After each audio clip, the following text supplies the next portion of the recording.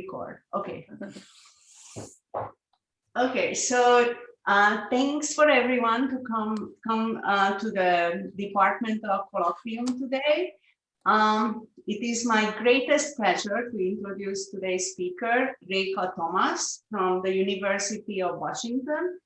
Rekha is a Walker Family Endowed Professor at the Department of Mathematics, and she's also the Associate Chair of the department. Rekha had her PhD in Operation Research from Cornell University in 1994 under the supervision of Bernd Stromfels. Rekha is an AMS fellow since 2012, and Rekha was one of the invited speakers of the previous ICM International Congress of Mathematics in 2018 in Rio de Janeiro. And her research interests include optimization and applied algebraic geometry. And today she will talk about a topic that's application of algebraic techniques in vision. And before I give the microphone or the stage for Rekha, I would like to say that the talk will be about 50 minutes long. There is a raise hand button if you have questions after the talk, and I will pay an attention in the order how you raise, try to pay an attention how you raise your hand, and then I will call you for your questions.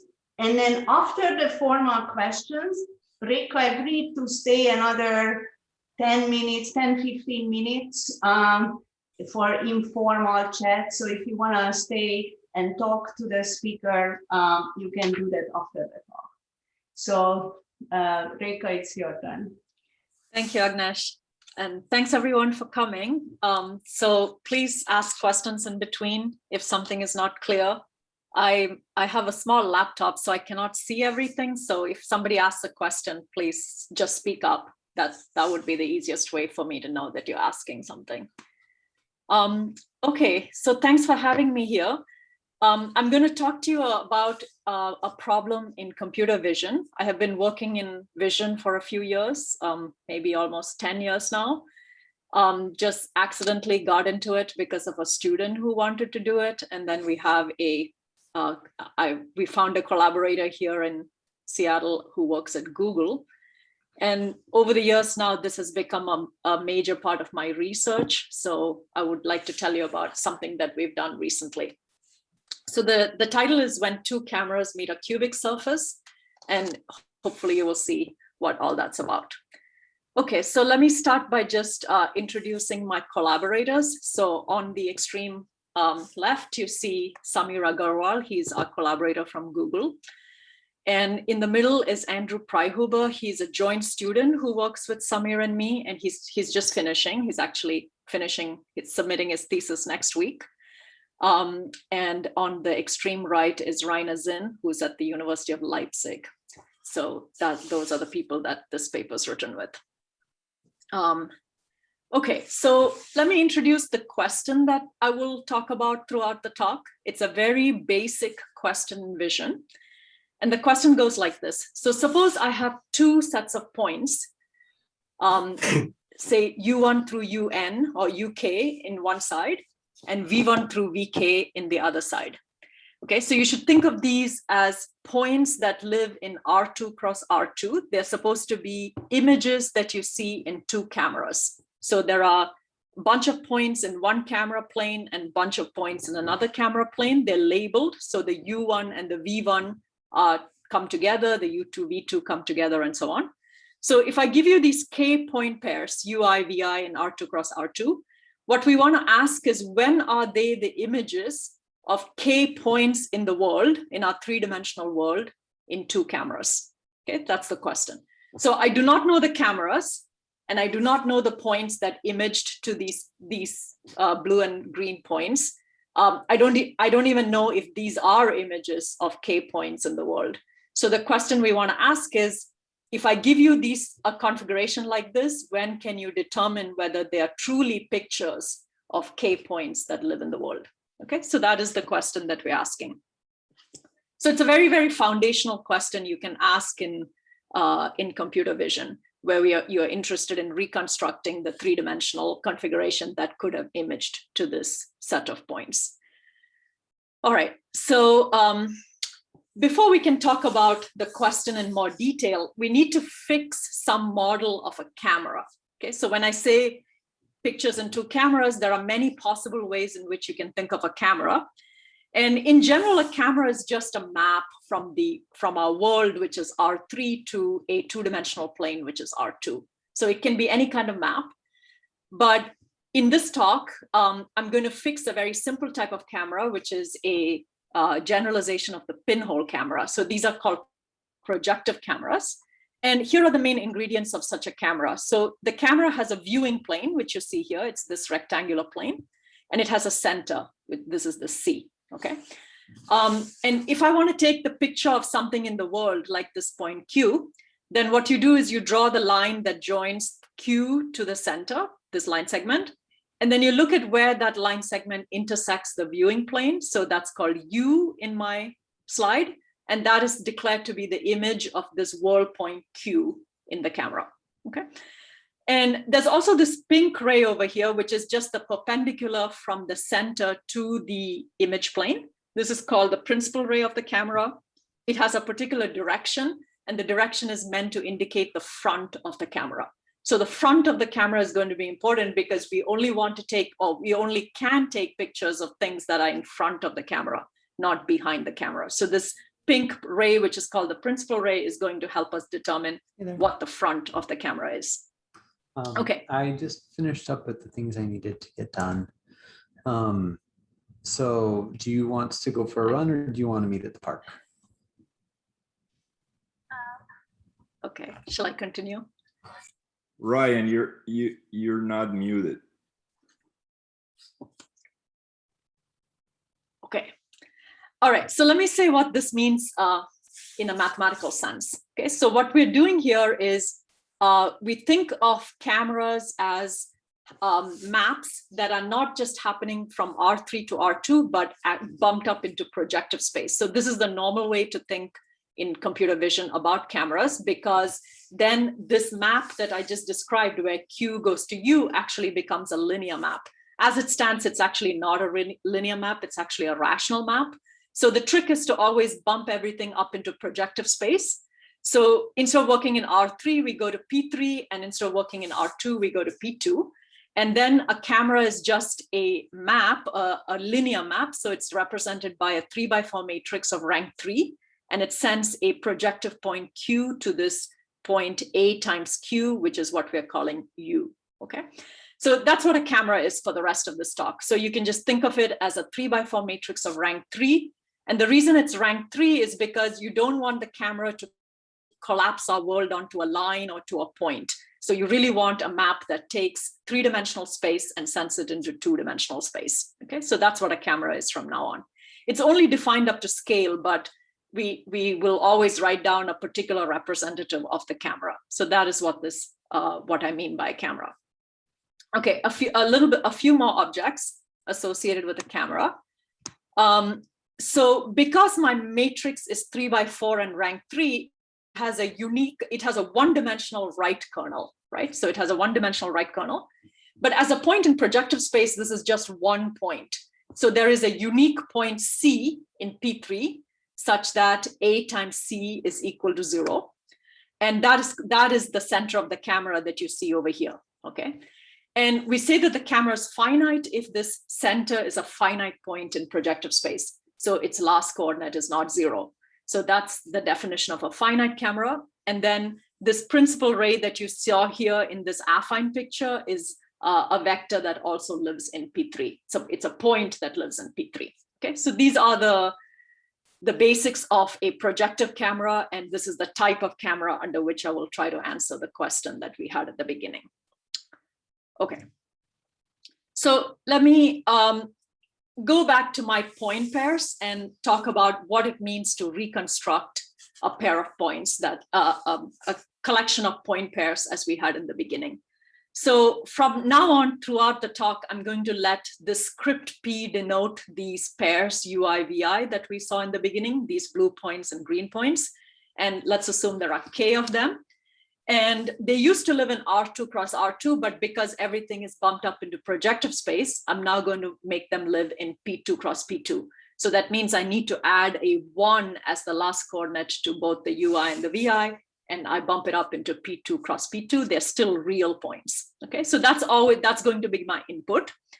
And once I have this input, you can ask for a reconstruction of these points. Okay, so there are different types of reconstruction. So the type that I want to talk about first is something called a projective reconstruction. This is very simple.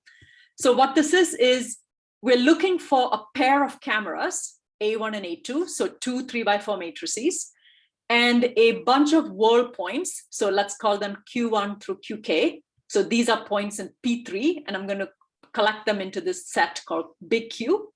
And what I would like is for these Q1 through QKs to be the three-dimensional points that image to the U's and the V's. So again, because my cameras are linear maps, all that's saying is that when I apply A1 to QI, I should get UI. And when I apply A2 to QI, I should get VI. Okay, so that is what it means for these world points to image to the UIs and the VIs. So if you're able to do this, if you're able to find two cameras and these K world points such that these equations are true, then we say that we have a projective reconstruction.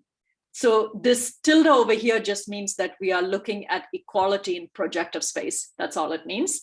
But these are really just linear equations. So it's algebraic, and you solve this algebraic these conditions, and you can figure out if you can find the cameras and the world points. Okay, so this is a projective reconstruction. But this reconstruction is actually not quite correct, because this reconstruction will allow for points that are behind the camera to actually work as your Q1 through QK. Okay, so what we would like, in fact, is what's called a chiral reconstruction, which means the world points that you find, these Q1 through QKs, they have to be in front of the camera. Okay, so there's some inequality that these QIs have to satisfy. And it's easy to write them down. So there is a bunch of inequalities. They're all quadratic, and they all look like the ones you see over here. So the N1 and the N2 are the principal rays of my two cameras that you saw before, the pink ray. So there's an N1 for the first camera, there's an N2 for the second camera, principal rays. And the N infinity is just the normal of the plane at infinity. So we think of the plane at infinity as having a normal that's already fixed, like for example, 0, 0, 0, 1, that would be this N infinity. So we would need to satisfy all of these semi-algebraic conditions. So these are just quadratic inequalities. And if I can make the Q's satisfy these inequalities as well, then I would get what's called a chiral reconstruction. Okay, so this is the type of reconstruction that is actually physically meaningful. Everything else might sometimes put world points behind the camera, which is actually not possible in the real world. So in practice, when people look for reconstructions, they normally ignore these chiral conditions. They only worry with projective reconstructions. And because you're reconstructing thousands of points, you throw out the ones that don't work and so on. So in reality, people don't worry so much about this, but mathematically, this is absolutely necessary. Okay, so this is what a chiral reconstruction is. So let me just show you a picture to show you how these two reconstructions compare. So here's a picture of a comb. And on the right here, you see a reconstruction that is projective, but not chiral. So what's happening here is that this comb, the picture of the comb has been split across the plane at infinity. And some of the points are behind the camera and some of the points are in front of the camera. Okay, so this is not the type of reconstruction you would like to get. This is just the picture of this comb. So this is exactly what we want to rule out. So we want to figure out how to show the existence of chiral reconstructions that actually satisfy all the physical restrictions of being in front of the camera. Okay, so this is a picture that I have from this book by Hartley and Zimmerman. This is the standard textbook for this sort of geometric problems in vision. It's very nice. It has lots of problems that come from projective geometry, and you can read all kinds of things about such problems. Okay, so this is the meaning of a chiral reconstruction. All right, so let me also, before I dive into the problem, talk a little bit about the history of these types of problems. So these are, in some sense, very old problems. And to just give you a flavor of the type of problem this lives in, the class of problems my problem lives in, here's a very old problem that was asked by Chiral in 1855. And he asked the following question.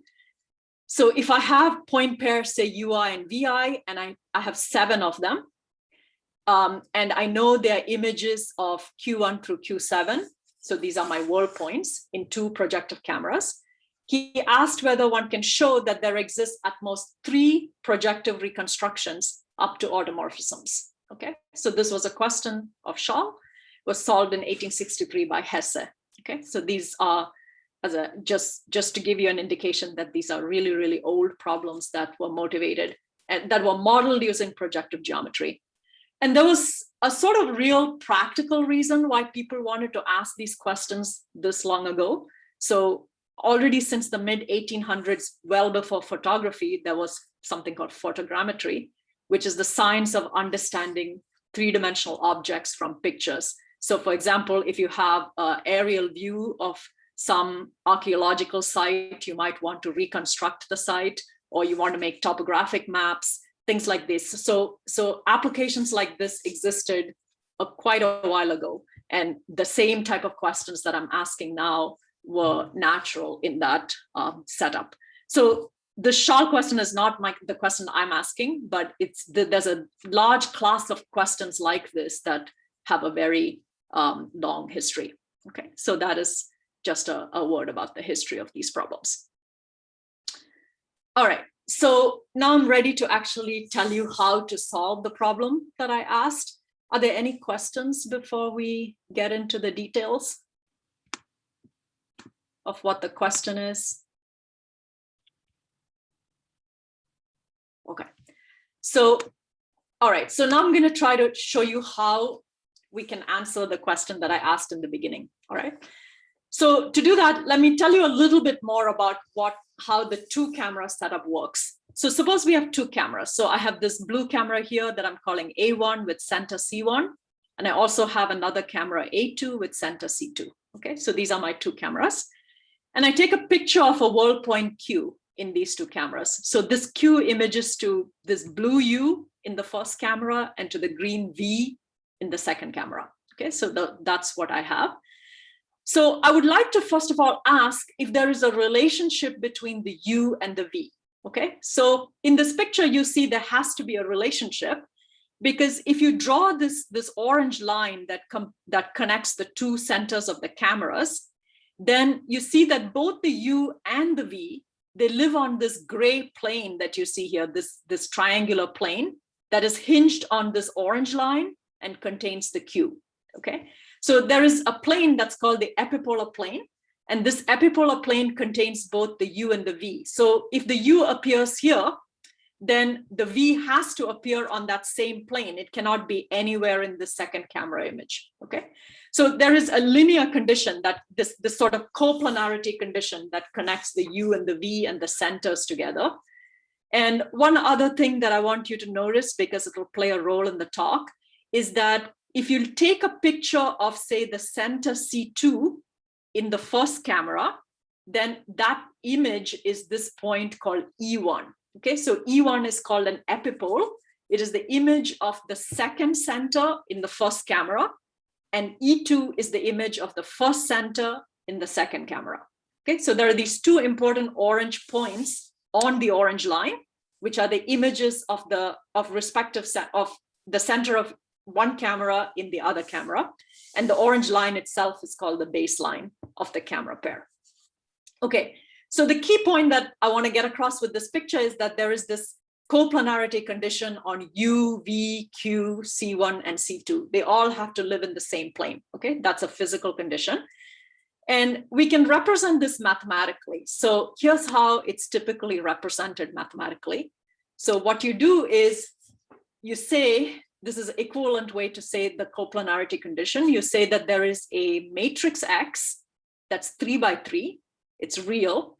It's only defined up to scale. So I'm putting it in projective space, but there's a 3 by 3 real matrix whose rank is exactly 2. Okay, so it's not less or equal to 2, it's exactly 2, such that if I put the V transpose on the left and the U on the right of this matrix, I will get equal to 0. Okay, so this is now a linear condition in the X because the U and the V are given. So I have to satisfy this one linear condition in the X. X has to be rank 2 and X is the unknown. Okay, so this X is called a fundamental matrix of this camera pair. And this condition here, this last condition here is called the Epipolar Equation. And it exactly captures this coplanarity condition that I was talking about before. Okay, so it'll turn out that it's actually more convenient to answer our question in the space of these X's as opposed to the cameras. So if I give you cameras, there's a unique X, and if I give you an X, you can reconstruct 2 cameras. So there's a way to do that. So we're not losing any information by passing from the 2 cameras to this X. Okay, this is the fundamental matrix. Okay, so this is kind of the landscape of the whole situation now. So I started off in camera space. I had 2 cameras and I had a projective reconstruction, let's say. So that means I have 2 cameras and these world points. I can pass from that world into the world of fundamental matrices. So I can look at just X's that are 3 by 3 and real, rank 2, and such that for every pair of points that I had before, UI and VI, I will satisfy these linear equations. So there were K point pairs. So I will get K equations over here. These are the epipolar equations. So if I have an X that satisfies all these conditions, then I can exactly reconstruct the cameras and the world points. So these 2 things are in bijection. And there's a second set of, a third world that we can also work with, which is also going to be very convenient. So let me say what that is as well. So if we have this kind of fundamental matrix that's rank 2, just any rank 2 matrix rather, then we know that there is a one-dimensional right kernel and a one-dimensional left kernel, right? So as points in projective space, there's a unique element in the right kernel and a unique element in the left kernel. We're going to call them E1 and E2. So E1 is the right kernel element, E2 is the left kernel element. So we could also map this X to its left and right kernels. Okay, so this would be something that lives in P2 cross P2. And this is yet another world that we could answer all these questions in. So there are 3 sort of equivalent worlds that you can pass back and forth between. And you'll see that the questions are sometimes easier in one world or another world. And in this talk, we'll actually use these bottom 2 situations. Okay, so we'll mostly be talking about the X world for a while. All right, so that is the mathematical space in which we will work.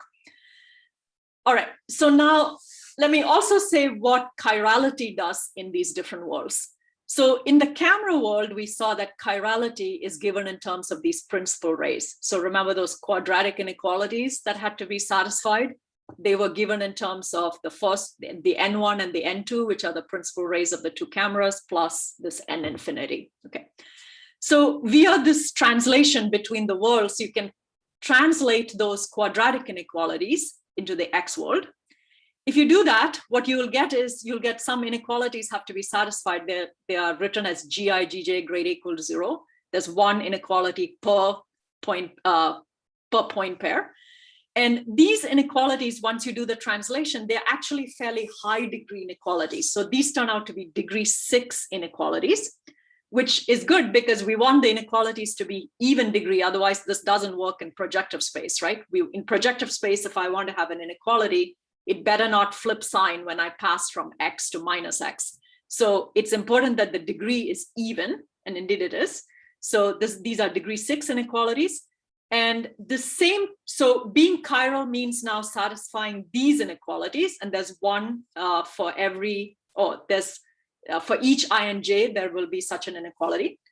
And then when you go to the epipolar space, what happens is checking these inequalities turns out to be the same as checking certain signs of determinants. So this is sort of an oriented matroid check, if you're familiar with that from combinatorics. Okay, so in this world, we have to check certain determinant signs. In this world, we are checking whether certain inequalities given by polynomials are true. And upstairs here too, we were checking polynomial inequalities. So anyway, the moral of the slide is simply that you can translate all these conditions through the three worlds, so we can use any one of these worlds to answer our questions.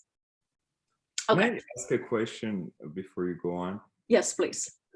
Does the fundamental matrix X, is there a requirement that it has to be symmetric as well? Or No, it's not necessarily symmetric. on your previous slide, then, isn't it arbitrary whether you put UI transpose first, where you had VI transpose X UI transpose? Maybe it's the next slide. Yeah. So yes. So it's just because you can change the order of these things, but you have to stay consistent. I see. So as long, okay, that's Okay. what. So either you put all the V's on one side and the U's on the, you can't mix it up. That's the only problem. I mean, that's the only restriction. Okay, thank you. Does that make sense? Yes. Okay. So as long you can fix whichever way, but then you can do what you want. All right, great. So here we are. Okay, so I'm going to talk about this space, the space of fundamental matrices.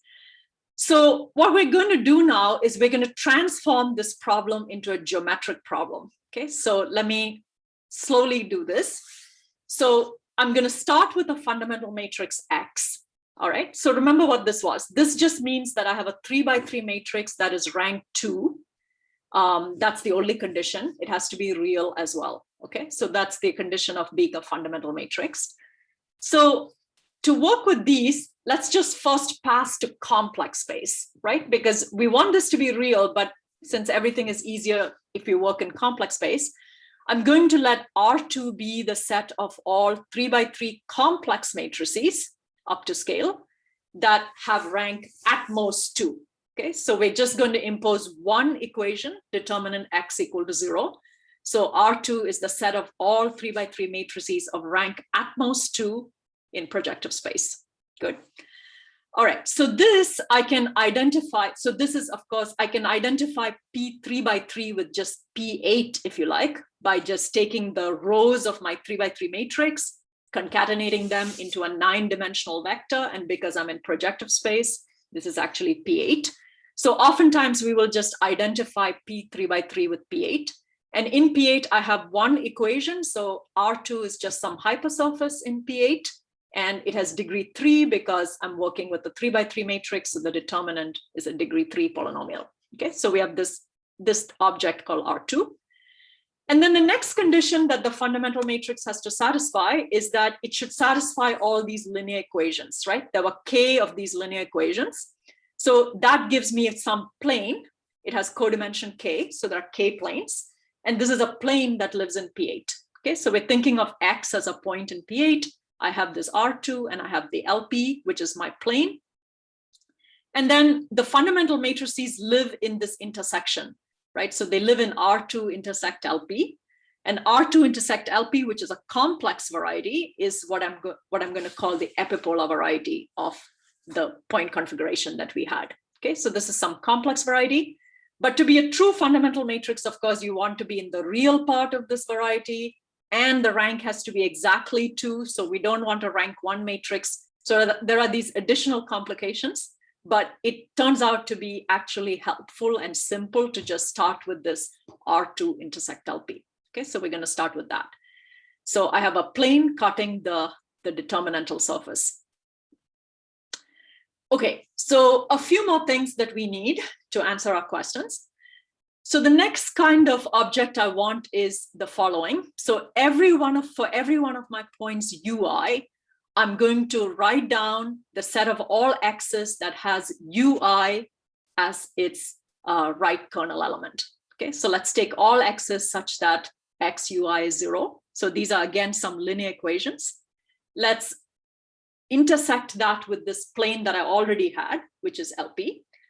Turns out that this whole thing, which I'm going to call WUI, is a subspace of codimension one more. So it's a subspace of codimension k plus 2 inside the epipolar variety. So remember, the epipolar variety was R2 intersect LP, and now I'm introducing these equations. There are 3 of them, but one of them is actually not needed. And so this is a further subspace. And because it has one more codimension than what we had before, this actually is a wall. So generically, this is going to look like a wall inside the variety, and we'll call this the UI wall. Okay. Similarly, you can do the same thing for the V points. So you can take all the x's that has V in the left kernel, intersect it with the plane that we used to have, and that's also a wall. You will see pictures very soon. So these we are going to call the UI wall and the VJ wall. And there are, k UI walls and there are k VJ walls. We also want to look at how these walls intersect. So WUI and WVJ will intersect in a subspace of one more codimension. So it'll be codimension k plus 3. And this we will call a corner. Okay, so 2 walls intersect in a corner. So these are the additional pieces that I need to make everything work. And what you will see is that, well, to truly reconstruct, what we need are fundamental matrices that live in the epipolar variety and have some additional conditions. Like, for instance, if you take a UI wall and a VI wall, so that I is the same, then the fundamental matrix can either come from the corner or it has to be off all the walls. Okay, so there are even more crazy conditions that the fundamental matrix has to satisfy. And this one I won't really focus on much, but to be totally correct, you need these additional sort of further complicated conditions as well. Okay, so there's a bunch of things that we have to take care of. All right, so let me just show you an example first, just to make all of these different things clear. Okay, so hopefully this example will help. So let's look at the case of 5 point pairs. So I have 5 UIs and 5 VIs. Okay. So that means this plane that I was constructing before is given by 5 equations, right? There are 5 epipolar equations. For each UI and VI, I will have VI transpose XUI is equal to 0. So LP is 5 planes. And because we're working in P8, that means this LP is, sorry, I can't see the slide anymore. Just, yeah, I don't know what I wrote up there. But hopefully I wrote that LP is inside, oh yeah, okay. So because I have 5 planes here, we can actually identify LP with P3, right? Because LP itself is a 3-dimensional plane. It's cut out by 5 equations in P8. So you should think of LP as a copy of P3, if you like. And then what we're doing is we're taking LP and we're intersecting it with the determinantal surface. So that gives you a cubic surface inside P3, okay? So here's a picture of a cubic surface. So this is how the epipolar variety looks. So in the case of 5 point pairs, this epipolar variety is a cubic surface in P3, okay? These walls that we saw, the WUI and the WVJs, these are lines now, because the ambient thing is a surface. So these walls are now lines, and they give you 10 real lines on this cubic surface. We will see later that this particular cubic surface, or in general, these cubic surfaces that come from vision will have 27 real lines.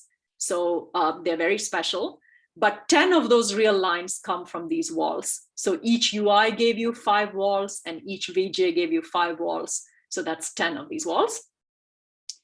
And these inequalities that we needed to satisfy, these GI-GJ inequalities, they are complicated, they are degree 6, but it turns out that their 0 set, the place where they vanish, is actually very nice. So the place where they vanish are exactly on these UI and VJ walls, okay? So think of 10 of these lines, it's hard to tell which ones right now, but 10 of these lines are exactly where these inequalities are going to change sign, okay? So the region that we're looking for, which I'm going to call the chiral region, that would be some part of this cubic surface that is going to live between these lines. Okay, so they are like cells that live on this cubic surface. They're bounded by these lines, and we need our X to lie in one of these good cells, meaning cells that satisfy the inequalities, to actually give us a chiral reconstruction. Okay, so that is exactly the type of picture you should keep in mind. So this is of course happening up in P3, and we're looking for some of these regions. You will see pictures in a bit that are the good regions. So that's where we need to look for the X. Okay, so yeah, so this top line here is just summarizing that. So we say that P has a chiral reconstruction if and only if this chiral region is non-empty. So it's some semi-algebraic part, and it could be that this region doesn't exist for certain types of configurations. But if the region exists, then there's a chiral reconstruction, and if it doesn't exist, then there is no chiral reconstruction. Okay, so that's what we have so far. All right. So here's an example. So let me just show you one example that you will see again. So on the right here, so this is my first camera image. And here I took 5 points, these blue points. These are very exact points. So I have embedded these very particular points in my R2 in one image. And then in the other image, if you choose these green points, you will be able to find a chiral reconstruction. So this chiral region will be non-empty. But if you choose this image where I have just moved this 0.5 from the bottom here to the top here, then there is no chiral reconstruction. Okay, so these are just 2 examples of left image, right image. This pair has a chiral reconstruction, but if I choose this left image and this right image, then there is no chiral reconstruction. And then, so in the rest of the talk, I would like to show you how we decide this, how we know this, and how to actually test. And you'll see that the test that you have to actually do is a lot simpler than what this line up here is telling us. So the line up here is telling us that you need to check for the feasibility of some set of inequalities and equations, or you need to check whether some semi-algebraic region is non-empty. And we'll see that the test is actually easier than that. Okay. All right, but this is the general setup. Okay, so with that, I can tell you what our main results are. So these results, as you will see, can completely answer the question that we started with. So let me put back the question. So the question we had was, if you have these pairs UI, VI, K of them, when do they have a chiral reconstruction? And the first answer is that if K is less or equal to 3, so if I just put 3 points on one side and 3 points on the other side, no matter how I place them, there will always be a chiral reconstruction. So that's the first result. Okay, so this is completely unconditional. There is no geometric restriction on how the 2 points are placed in the 2 copies of R2 that I had. Okay, so that's nice. So K less or equal to 3, no problem. You can always chirally reconstruct. Whereas on the other hand, if K is 5 or more, okay, like in the examples we just saw, then P may fail to have a chiral reconstruction. And it can happen even if the UIs and the VIs are in general position. Okay, so that's the second result. And once you can prove, yeah, so I'm claiming that for K greater or equal to 5, you can fail. You don't always fail. Sometimes you can chirally reconstruct, especially if these are really pictures of 5 points in the world, then you can chirally reconstruct. But you can fail, and you can fail even generically. Okay, so that means that there's actually a positive probability with which you will fail when you have K greater or equal to 5. But for K less or equal to 3, everything is perfectly fine. And this example that we saw before, this example over here is an example like that, right? 5 points on one side, 5 points on the other side. Notice that they are in general position, no 3 are on a line or anything like that. And here you can still fail. Okay, so that's this result. And special examples of this type were known back in 2003. This is a computer vision person, Thomas Werner from Prague. And he already had such examples, and the examples that I showed you before are sort of slight modifications of those examples. Okay, so you're able to find infinitely many such examples now with what we did, but he already knew such examples. So these are the 2, good and bad sides. So that makes you wonder what happens in K equals 4, right? So K equals 4 is in between. And K equals 4 is both very interesting and also very complicated. So here's the story for k equals 4. So if you have 4 point sets on one, 4 on one side, 4 on the other side, then up to combinatorics, there are 6 possibilities, right? So what can happen is you have 4 points in general position, 4 points in general position. That's the first possibility. Or 4 in general position, 3 in a line, 3 in a line, 3 in a line. Or you can have 4 in a line, 4 in a line, and so on. General position, 4 in a line, 3 in a line, 4 in a line. So up to combinatorics, these are all the possibilities that you can get with 4 points. And in this case, we can actually tell exactly what will happen without any kind of genericity assumption or anything like that. So no general position or genericity. So what will happen is that in the first 4 of these cases, there is always a chiral reconstruction. It's again unconditional, no extra conditions are required. But in these 2 cases that you see down here, it can fail. Again, it doesn't always fail, but it can fail, okay? And you can think about this sort of in a linear algebra way. So what happens is that if you put these points, so remember these are points in R2 with a 1 stuck at the end. So if you stick them into the columns of a matrix, then the theorem is that if the rank is the same on both sides, then you can chirally reconstruct. But if the rank is not the same on both sides, then you may fail. Okay, so that is the answer. So this is the k equals 4 situation. And so that's the complete answer. So between these 3 results, we have completely answered the first question. You can, of course, ask further things, but this is sort of a type of question that vision people like to ask. They always want to know sort of where is the threshold? Where does the answer go from yes to no? And in that sense, this is the complete answer. Okay, so this middle case is complicated, but it's also the most involved, but it answers the whole question. All right, so those were the main results. So in the rest of the talk, I want to talk a bit more about this k equals 5 case, which is the most interesting case. And this is where classical algebraic geometry comes into the whole picture. So maybe I can pause again and ask if there are any questions so far. Anything I can answer before I go on? All good. Okay. All right, so let me finish for the rest of the talk, let me just talk a bit more about this k equals 5 case, where you will see the cubic surface come back. Okay, so remember that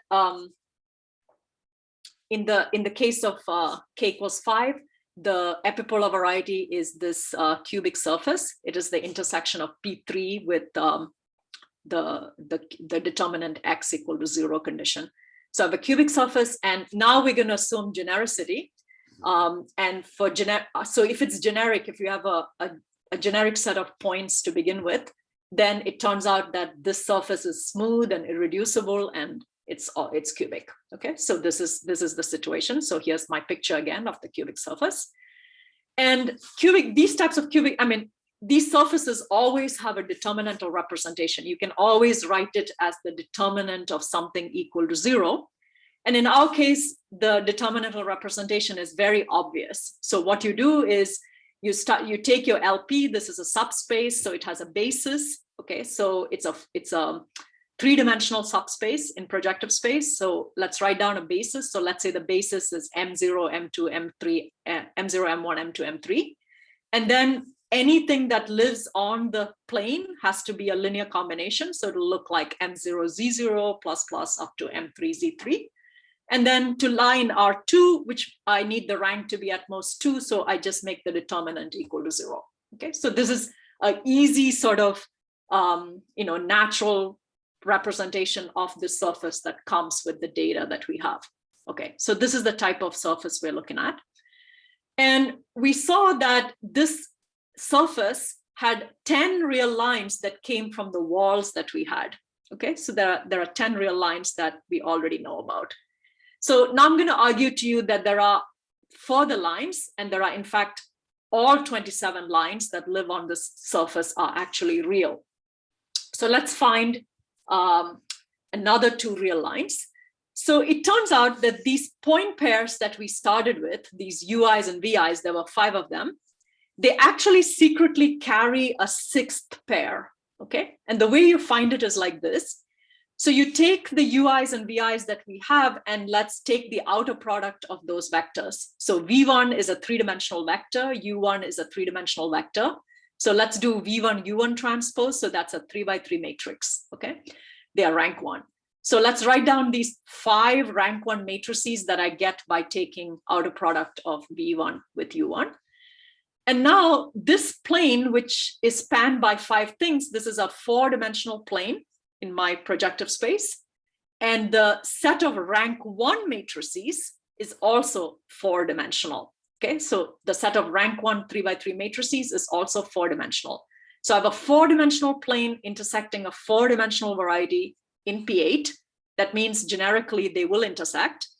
And the intersection is finite, and the number of points in the intersection is exactly the degree of this rank 1 variety. Okay, so the rank 1 variety happens to have degree 6. So that means there are 6 rank 1 points in the intersection. 5 of them are here, and this is the 6th one. Okay, so secretly there's a 6th one, and that 6th one we're going to call V0, U0. Okay, so they also give you walls, and that gives you 2 more lines. So altogether now I have 12 lines. And turns out these 12 lines they form a very special pattern. Okay, so the U points, the U lines, which are now indexed from 0 to 5, and the V lines, which are indexed from 0 to 5, they form what's called a Schläfli double 6 on this cubic surface. So that means that they have a very particular intersection pattern. So the lines in each set, so the U lines, though they don't intersect, they're mutually skew, they're pairwise disjoint. And same for the V lines, they don't intersect. But if you take a U line and a V line, so if I take a UI line and a VJ line, then they do intersect exactly when I is not J. Okay, so that's this intersection pattern of these lines. So the 6 lines don't intersect from the U side, the 6 lines don't intersect from the V side, but if you take a UI and a VJ, they will intersect. And the UI and the UI and the VI won't intersect. Okay, so only when I and J are different, they will intersect. And that is the definition of a Schläfli double 6. So it's a set of 6 lines and 6 lines on a cubic surface that have exactly this intersection pattern. So these lines that come from vision, they actually form this Schläfli double 6 on this cubic surface. And then it turns out there are 15 more real lines that come from tritangent planes. So you take like a U line and a V line, and they will span a plane. That plane happens to be tritangent, and it will cut the cubic surface in 1 more line, and you will get 15 more lines. So altogether, we have 12 lines from here and 15 lines from here, so 27 lines. Okay, so these are very special cubic surfaces. So cubic surfaces, or real cubic surfaces, have been classified by topology, and there are 5 kinds. There's one with 27 real lines, one with 15 real lines, one with 7 real lines, and 2 with 3 real lines. And ours is this first kind. Okay, so all these vision things come from cubic surfaces that have 27 real lines. All right, so then the last thing I would like to talk about a bit just before I end is how we might pass to the space of epipoles. So if I have, we were working with this fundamental matrix that lived in P8, and remember it has rank 2. So what we can do is we can map this X to its right kernel and its left kernel. Okay, so you can do this through the adjoint of the matrix. Maybe this is not so important, but there's actually a map that takes you from P8 to 1 copy of P2, which gives you the right kernel, and the other copy of P2, which gives you the left kernel. So we could push everything down from this P8 into the P2 cross P2. And this is very instructive and useful, because then you see what's going to happen. So we used to have this cubic surface that lived in P3. Okay, so on one side, I'm going to blow it down to this 1 copy of P2. I'm just going to map to the right kernels. And on the other side, I'm going to again map it down to a copy of P2, which is the left kernel. So if you do this, then here's what's going to happen. So all the U lines are going to map to the U points. Okay, so the U points you see here, they are the image of the U lines. And the V lines are going to map to conics. And these conics are very nice. So for example, the V1 line will map to the conic that exactly passes through U2, U3, U4, U5, and U6. Okay, actually just U5. So you see these, actually, no, let's put the 6th point in as well. So the V lines will go to conics and the U lines will go to points.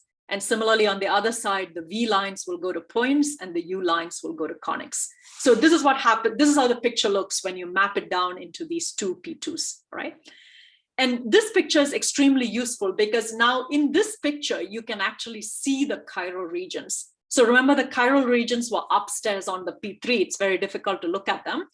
But once you map it down, those regions were bounded by the lines upstairs, which means they're now bounded by conics downstairs. Okay, so these gray regions, for example, in this example, are exactly the chiral regions. So it's saying that for a chiral reconstruction to exist, there has to be gray region on both sides, and the first epipole has to come from this gray region, and the second epipole has to come from the other gray region.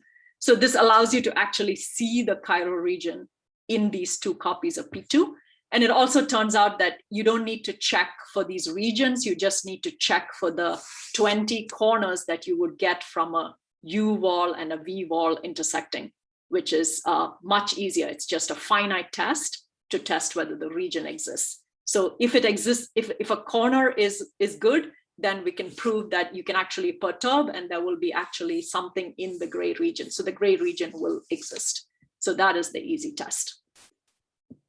Okay, so let me quickly stop. So I had one more slide, which is a little bit more for the algebraic geometers. So maybe I will quickly tell you what that is, and then we're done. So if you're an algebraic geometer, or if you like algebraic geometry, you might have learned cubic surfaces from the point of view of blow-ups. Okay, so here's how that would work. So classically, the way you think of a cubic surface is you start with 6 points in one copy of P2, and you would blow this up, by which I mean what you do is you look at the cubics that pass through the 6 points, and there's a 4-dimensional subspace worth of that. Take a basis for that 4-dimensional subspace, let's call it, say, C0 to C3, and then you just send every point X that lived here up to C0x, C2x, C1x up to C3x. Okay, so this is the classical blow up construction. So if I had 6 points down here, which I'm going to call the primal base points, then I can blow it up to a cubic surface. And then once you do that, you can blow down using either the adjoint map or something else called the Hilbert-Birch matrix, and you would get V points. Okay, so I start with U and end with V. But what's going to happen now is that if you started with just the U's, depending on which C's you picked here, you would get completely different V's here. Okay, so there is really no way that one set of points actually carries enough information to determine the question that we had in the beginning. So the reason I just wanted to show this is because we thought for a while that maybe all of the information could be carried in one P2. But that's actually not true. And in fact, even more dramatic things happen. So even if I fix the U's and the V's and all these conics, so the conics are easy, right? Because once you have the points, then the conics are just missing one point at a time. So it's easy to draw the conics. So even if you had this and this, still chirality is complicated because depending on which 5 points I chose on the left and right. So example, if I chose U1, U2, U3, U4, U5, and V1, V2, V3, V4, V5, then it turns out there is no chiral reconstruction. Whereas if I chose V0, V1, V2, V3, V4, and U0, U1, U2, U3, this set, then there is a chiral reconstruction. So this is just the moral of this last thing is that it's a very complicated condition that seems to, it's definitely not controlled by combinatorics. It's very much arithmetic and very subtle, depends on choices and so on. But the full story is simply that we need to see the existence of these sorts of regions, which are these bounded cells upstairs that now we can actually see. All right, so that's the whole talk. Thank you. Thank you very much. So, I'll stop share so I can see you. okay, let me start my video. Thanks a lot. Anybody questions?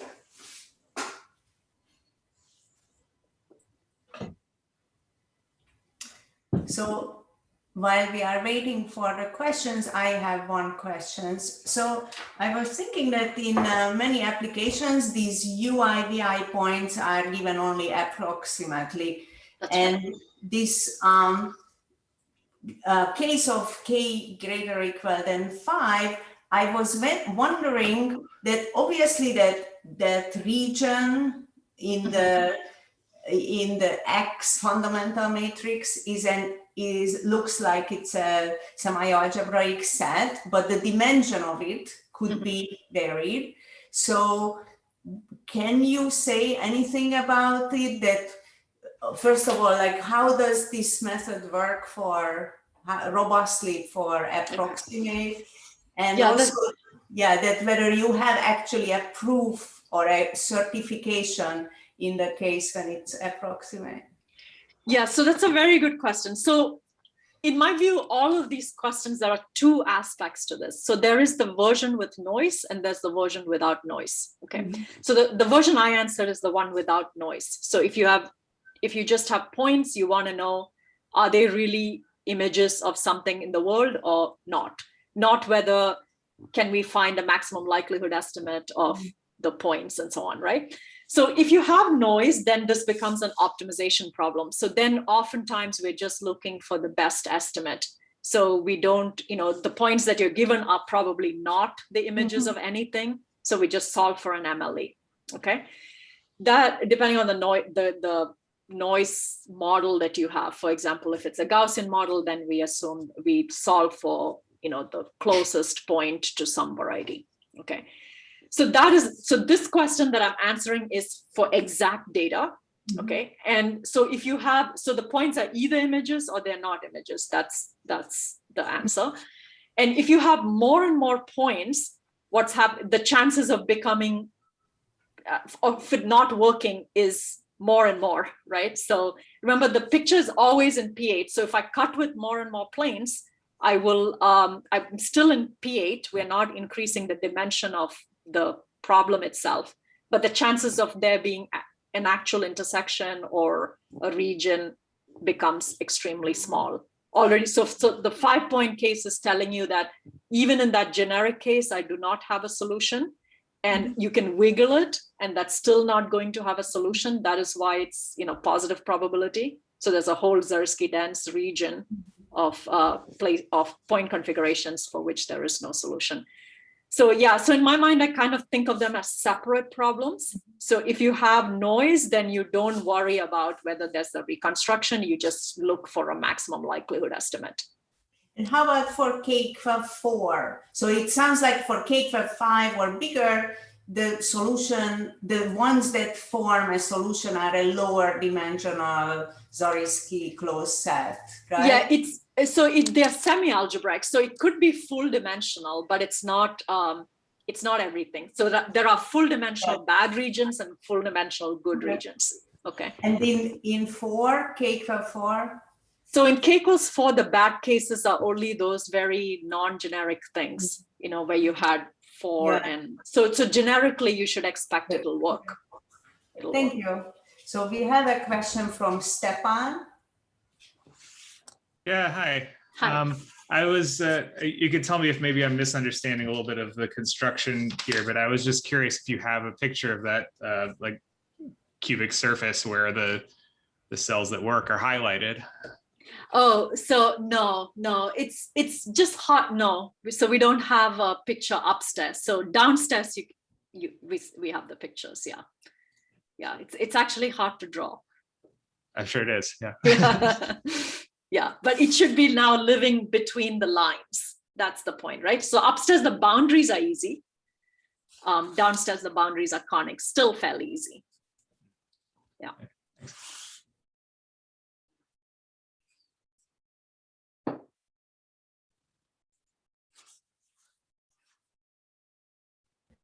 Any other questions? Oh yeah, Hoon, please ask your question.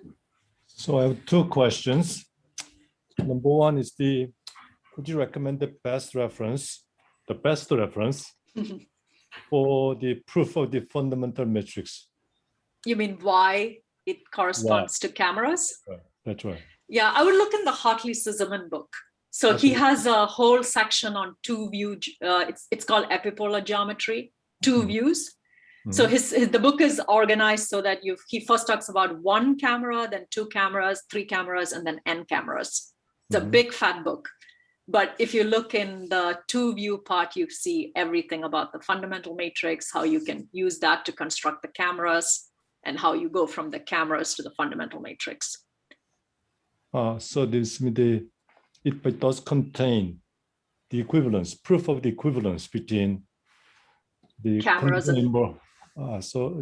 between the existence of the fundamental matrix, and the existence of the world points and then cameras. That's right. So what you do is you first reconstruct the cameras, and then from that you reconstruct the world points. I see. Thank you. Yeah. So the X and the two cameras are equivalent information. And the construction is very easy. So what you do is you take your two cameras, you stack them. So each camera is 3 by 4. So now you have a 6 by 4 matrix. Take all 4 by 4 minors of this, and you arrange them in a very particular way. So it's a tensor. It's a 2 by 2 tensor. There's like a 3 by 3. I mean, there's a three-dimensional construction for something called the trifocal tensor, which you get from 3 cameras stacked together and taking 4 by 4 minors. So that's what this X is. Okay. Oh, I see. It's because you have same Q. Is that the reason you can stack it? Yeah, you stack Same them, Q. and yeah, exactly. So if there was, the proof is a little involved, but if you look in the book, you can see exactly how he constructs them. Okay, so thank you. So now about that, one more question. It's a generic question. Since I think this whole question is actually questions about the as you said, semi-algebraic sets, and then quantifier elimination, because they're quantified. That's right. The camera is quantified, and also the real points are quantified objects, variables. And then the U and V's are the unquantified variables. You just want to eliminate the quantifiers. That's right. If I understand. Yeah. So, and then you look at the set in the these unquantified variables, U and V. That's right. Defines the semi-algebraic. So you want to study that set. The question is that have you actually tried to use some quantifier elimination actual software to do it? No, no. Because I think it's a nightmare to use that. Nightmare. That's right. But I just want to know. Come from that it was nightmare. Okay. I'm pretty sure. I mean, as I said, the test ends up being the k equals 5 case is ends up just testing these 20 points. You don't really need to test anything. You don't need to actually find. No, actually, I'm not talking about decision problem, namely given and U and V. Yeah. Besides the existence of, I think that's easy problem, truly easy linear problem. Yeah. I'm talking about just getting the, let's say, semi-algebraic description of the UV space. Semi-algebraic description of the UV pair space. So, okay, so what we're doing is the U's and the V's are given to us. That's right. Okay, and we're checking if there is something in the X space. Right, so X is the unknown. That's right. So, so we could turn it around and ask which U's and V's will work. I think maybe that's what you're asking. That's right. Yeah, but I guess the bottom line answer is that no, we did not try any cylindrical algebraic decomposition or anything like that. I don't mean the cylindrical algebraic decomposition, so to speak, but generally just try to eliminate quantifiers. Yeah. Phrase that way and then try some techniques. And so now one more just quick question is that so you have the cubic surfaces because you're considering the determinant. Yes. So that's the region, right? Yes. So how about instead of doing determinant, you actually introduce more variables and turn into basically as the that they exist as a null space problem, null vector, Yeah. and then introduce more variables, and then everything still stays linear. Of course, you have to project it. That's a headache, but without doing symbolic projection, so-called, then you get a determinant again, right?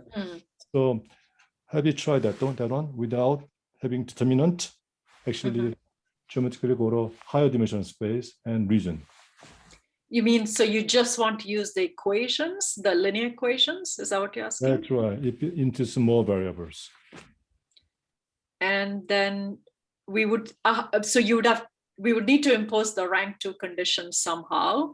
Is that? That's right. So that'll be introduced as the that there exists a null vector of dimension 1, and that I think this is you can actually write. Oh, I see what you're asking. Okay, I see. Write them down. Yeah. So more variables. So for higher dimension, or people project down. Okay. I see what you're asking. Determinant. Yeah. Without doing it, still do all the reasoning. Very higher dimension. Yeah. I think vision people do use techniques like that. They do, and yes, but for us, this connection was especially nice for us because it connects to this classical theory of cubic surfaces. That's right. So yeah, we stuck with this. Okay, I understand. Thank you. Yeah. Looks like we don't have any more formal questions. So thanks again, Rekha. So we can stay, Rekha agreed to stay maybe another 4 or 5 minutes to have an informal chat if anybody wants to stay around. So I'm staying around. Yeah, Yes, so I will ask just one more question, and after that I'll be quiet. Okay? So some years ago, here in our department, there's a professor named Irina Kogan, and she began to use some technique from differential geometry, namely the moving frame. Frame. And then did some work and actually worked together briefly because of her mainly. And so, do you see any chance of using the theorem moving frames to reformulate and then do something about this? I haven't thought about it. Yeah, that's a good question. I mean, I haven't thought about it. That's the short answer. We've mostly focused on trying to either bring some sort of semi-algebraic techniques into these vision problems, or optimization. So my main area of research is in optimization. So we've tried to bring polynomial optimization into this. Again, the problems we're looking at are also these very sort of, geometric classical problems. Vision as such has a lot of stuff, right? It's a huge area. So we're not touching any of that. So this whole area is called multi-view geometry. It's sort of an area that looks at. Could you say one more? What is that called? Multi-view geometry. So these are. I see. Yeah. So all of the problems that multi-camera. Yeah, multi-camera geometry, right? So these are classical questions that were formulated using projective geometry, like 200 years ago. Many of these problems. And as far as vision people are concerned, they consider this solved, right? Because they know how to do a lot of probabilistic stuff and get good answers, like it's running on our phones and so on every day. So as far as they're concerned, it's solved, right? But it turns out that if you look at them, they have a lot of nice structure that nobody seems to have figured out before. So there's these nice connections to algebraic geometry or computational algebraic geometry. So that's kind of the world in which we're living. We're sort of taking these problems that are considered solved and then, saying that, hey, but, it has all this additional structure and so they provide these very nice algebraic objects that naturally come from the physical world, right? So, but they're challenging enough that we can't just apply off-the-shelf tools to them. So for example, there's a lot of determinantal ideals in this world of vision. But if you look at what commutative algebra study, they never study those types of determinantal ideals. So they would study determinants where the whole matrix is symbolic and you take all k by k minus, people know a lot about them, right? But in vision, you will see matrices that are partially symbolic, partially scalar. And then you need to understand what do those determinantal ideals tell us. And there are no real tools. So and they're small, like these are about 3 by 3 matrices and P8, and they're not like complicated, huge things, but still the problems are slightly different. That makes the techniques a lot more challenging to use off the shelf. So I like it very much just because I think they are very concrete and they're very, they come from the real world, but they challenge what we know about, commutative algebra, optimization, or whatever. And they've actually provided a lot of new mathematical theory as well. So we say, okay, how do we generalize this? Or is there sort of a general? So yeah, it's sort of gone both ways. So the vision problems feed the math and the math feeds the vision. So far, that's kind of the corner we are in. Okay. Yeah. Thank you. I have a I question. think with respect to Yeah, moving go ahead. frames, the reality is you need to replace those planes with manifolds, like maybe spheres to start with, because after all, the retinas are spherical or nearly spherical. And once you start working on manifolds or spheres, where the moving frames really become a very powerful tool. I see. So that's what comes to mind, in my opinion. Yeah.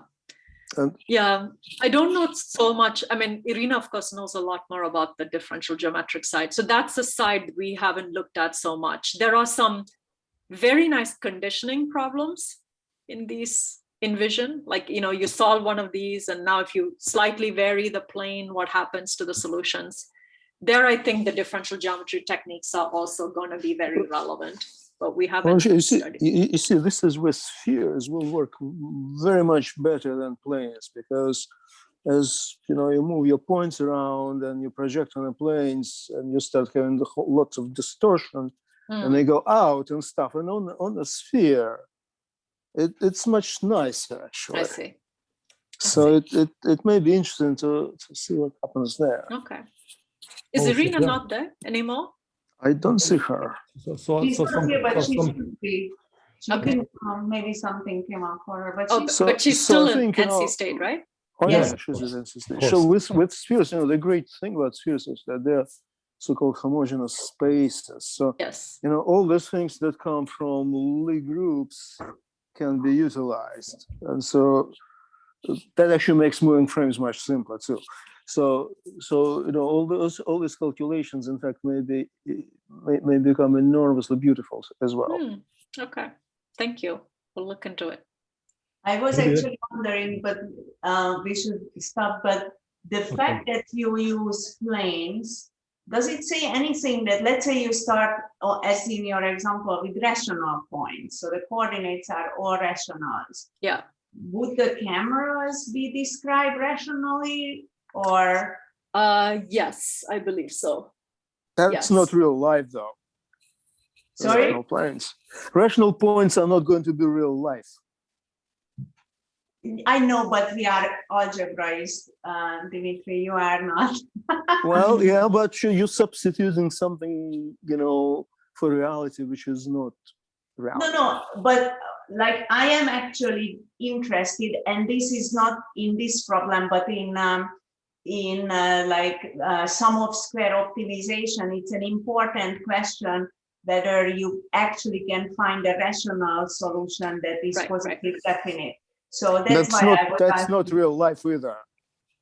I mean, you hardly see rational things in real life. No, it is, because many times you get back an answer which is a floating point number, so you can consider it rational. But if it's too close to the border of rank deficient matrices, there is no proof that your solution is actually a solution.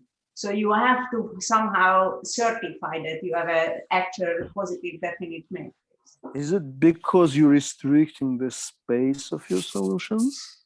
Well, if it happens to be, let's say, that the solution are rank deficient, then it's very hard to decide from the floating point solution whether your solution is.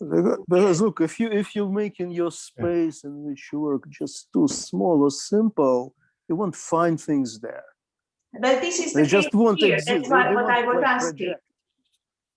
So, Yeah, so rational sounds like it's too much restriction to me. But floating points are rationals. Mhm. Yeah, so here you will be able to, because the X matrix is in the kernel of this thing.